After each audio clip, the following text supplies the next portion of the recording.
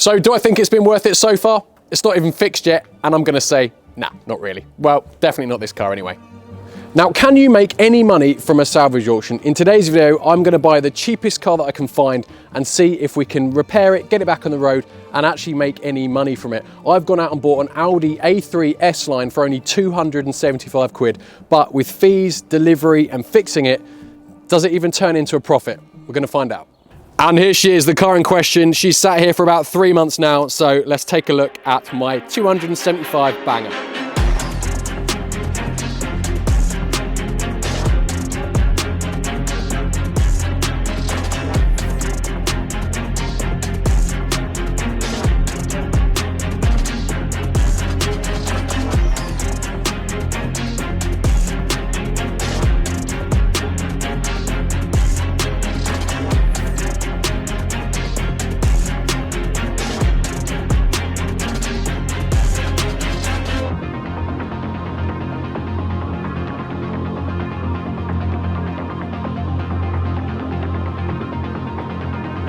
Let's just open her up. This is now sat here for over 2 months, so I fully expect the battery to be absolutely dead, which it is. I have a new battery just here, so I'm going to fit that and we're going to try starting it. Now, it did say in the listing that its engine starts, but it didn't say it drives, so we could have a problem with possibly the clutch or gearbox. So let's just put the new battery in and we'll get it started.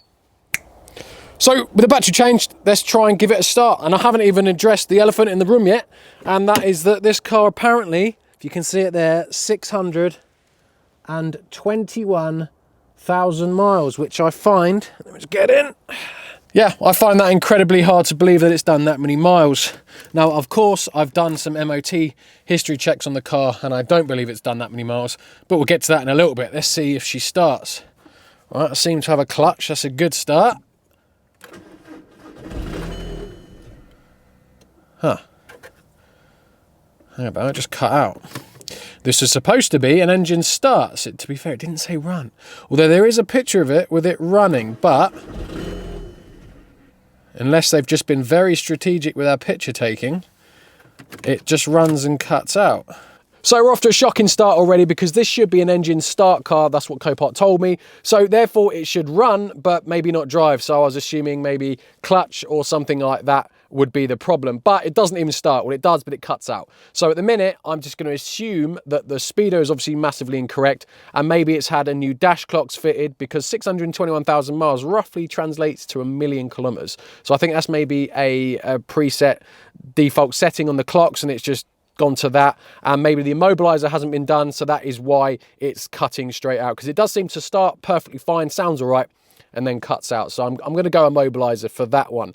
But let's first of all talk through the costs really, because yeah, I won it for 275 quid, but really how much did that cost with delivery and fees, etc. Now, it's important to know, although I won the car for £275, that is far from what it actually cost to get it to this point here. Now, usually I actually go and collect my cars, which usually saves on delivery costs, but I actually won this car a few days before Christmas and was unable to get down to Bristol to collect it.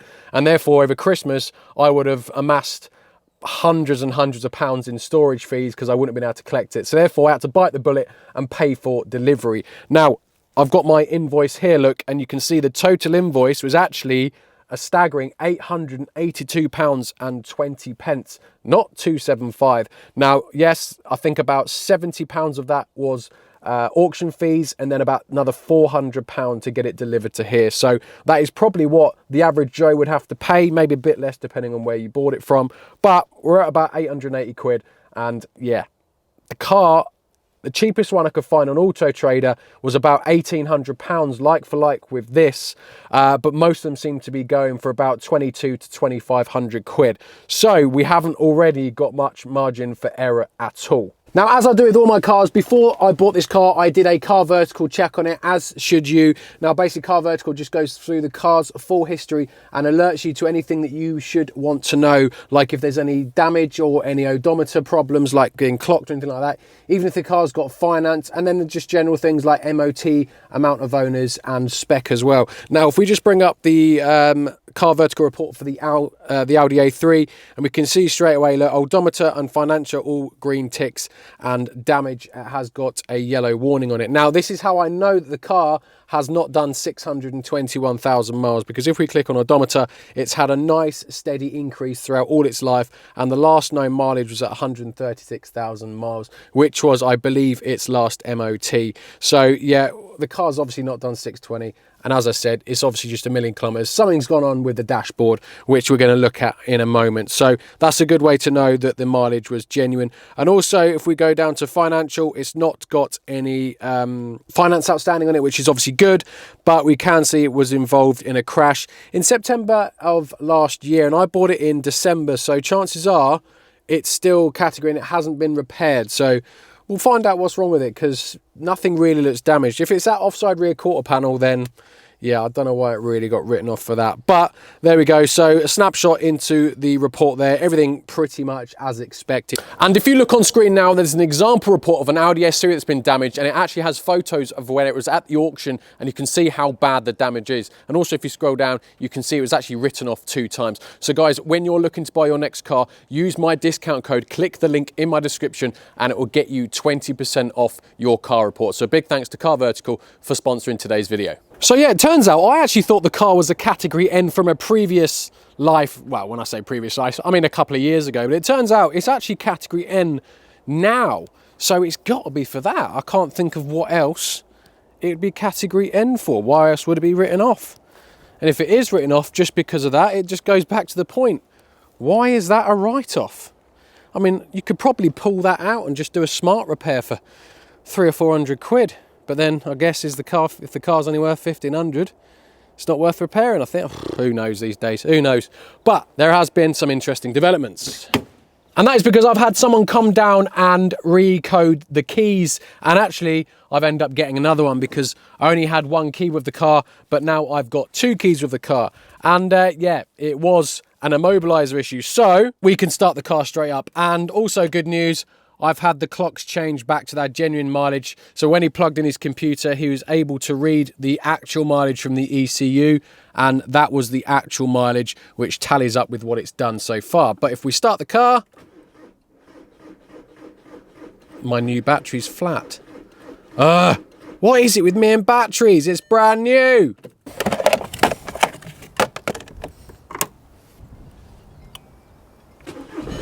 There we go. Look, she starts, and now she runs. And there's no actual... Oh, there's an ABS light on. Damn it! Engine seems to be good, though. Scare the horses. Right, let's see if she actually drives. Oh, yeah. Oh, power steering feels a bit heavy. We do have a power steering light on. Oh, God. Have I just bought a shed? The power steering is heavy. It's not ideal, is it? Second works.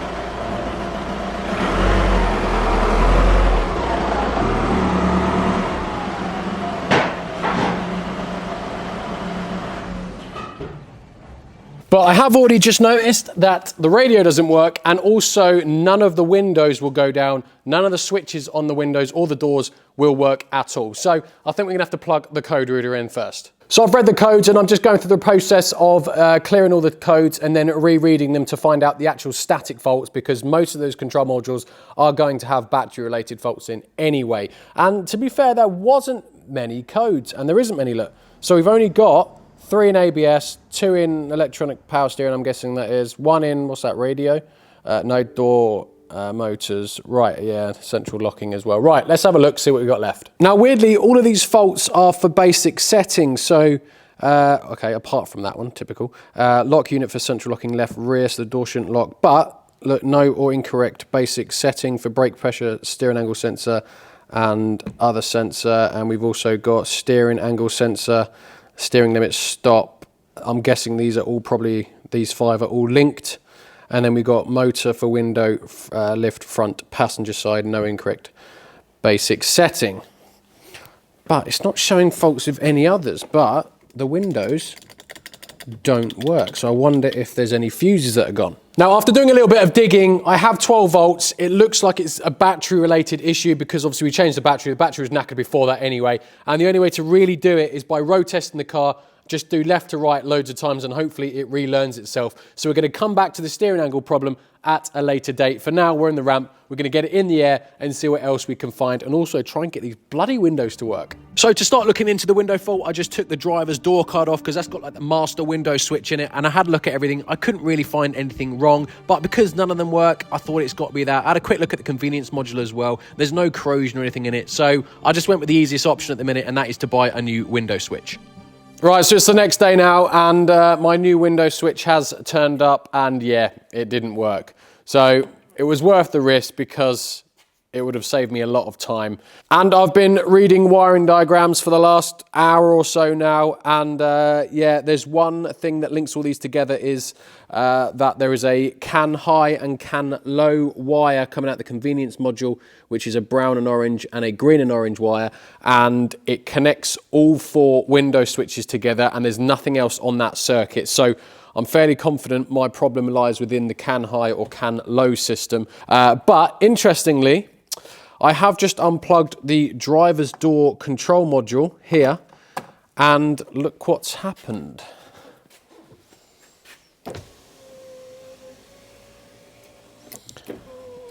The passenger rear window has started working, but also still none of the others work. So the passenger and the passenger rear still don't work no matter what position I have this in. And I just tried the same thing with the passenger side. I've disconnected the whole door at the connector there because it was easier. And look, we now have a passenger rear window that works as well. So by disconnecting both front window control modules, it makes the rear ones work.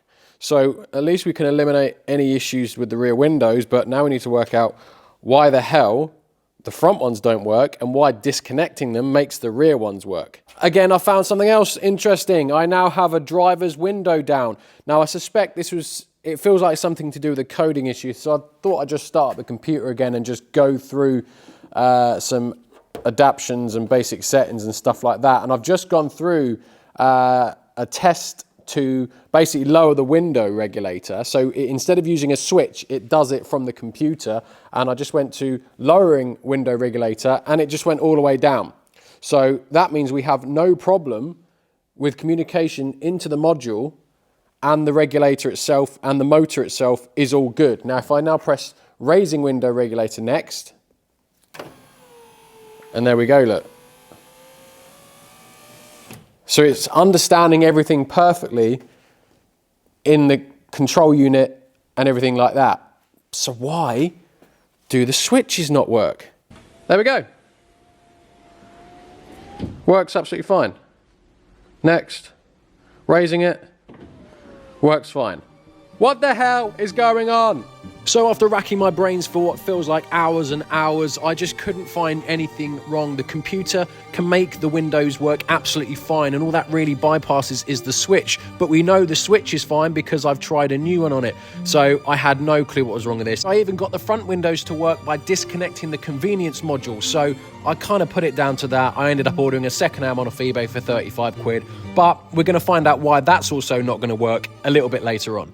So with the A3 now up in the air, we can check out underneath and see how bad this write-off is. And if I'm honest, first thing I know is it is remarkably clean under here. There is barely any rust whatsoever for a car that's, 17 years old. Now, I don't know if that's testament to the materials they used back in 2007. Are they far superior than the materials they're using today?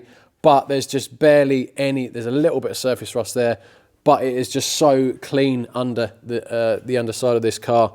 There's no issues I can see on the rear at all. Everything looks absolutely fine. Exhaust system, all absolutely fine as well. And even down the front, hardly any rust. Again, everything is looking pretty clean. Tyres all good. Drive shaft on this side, all fine. No rust again. The only thing I can find is a split CV boot on the offside outer CV. You can just see it there. It's the only thing I can find. Everything else just looks really clean and no issues. Under trays even completely intact as well. There is a little patch of oil here, which is probably an intercooler seal, which is very, very common. We used to change these. Well, this is the era of car that I used to work on when I used to work for Audi and Volkswagen, and we used to change intercooler seals at pretty much every service. So I'm not too worried about that.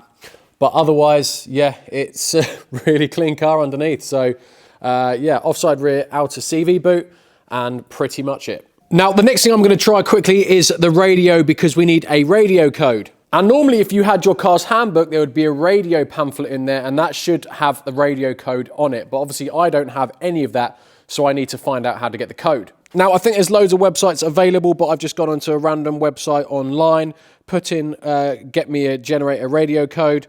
So what I've gone is you have to use the serial number of the unit you've got. So instead of taking it out, I've just gone onto the computer and got the serial number here. I put it in here. Into this website, had to pay a tenner, and they've just given me a code of 1254. So let me just come out of radio so it actually works. Right, 1254 I think it was. So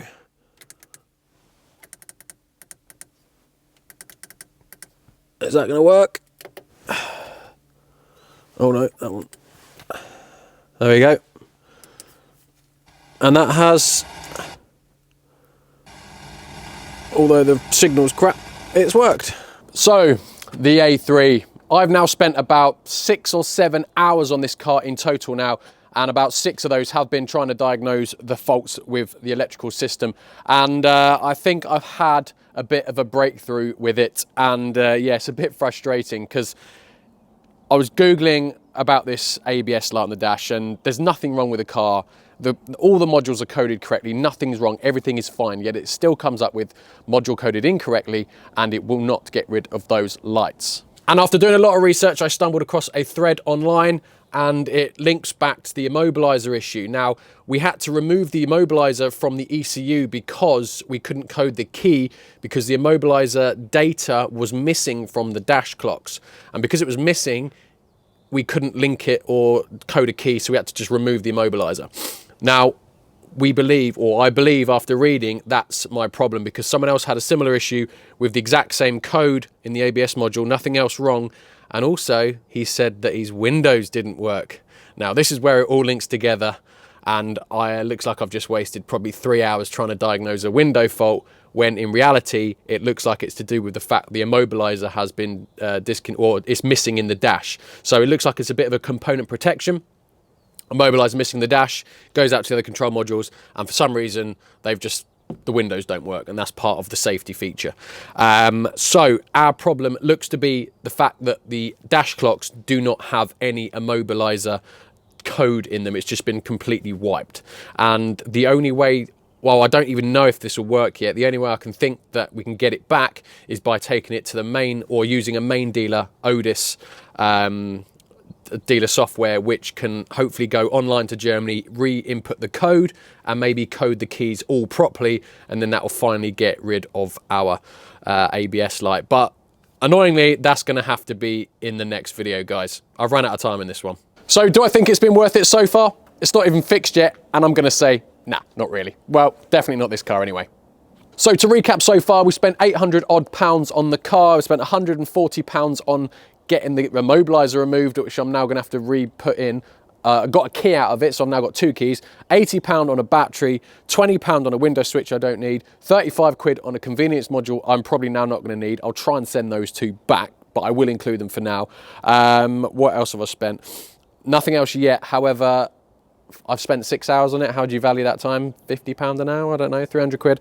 Also, we've got the CV boot that I'm going to have to do, which is probably going to be that's probably 20 quid. That won't be too bad. And also, I'll service it as well, so that'll be another sort of 50 quid. So this is what we're up to so far. Has it been worth it so far? I don't really know yet. It all depends on this immobilizer fault, how much that's going to cost to fix, and whether it will actually fix everything, even if it can be fixed as well. So as always, guys, thank you very much for watching. I hope you did enjoy this mini video. I did try and get out in one, but as always, things run over and it's going to have to be into a second video. So let me know what you thought of today's video, guys, and also let me know if you think we can fix it in the next video. And if anyone's potentially interested in buying it once it's done as a nice run around, then do let me know. Obviously, I'm not going to properly advertise it because I don't even know if it's going to work yet. So as always, guys, thank you very much for watching. Make sure you subscribe if you haven't already, and I'll catch you in the next one. Cheers, guys.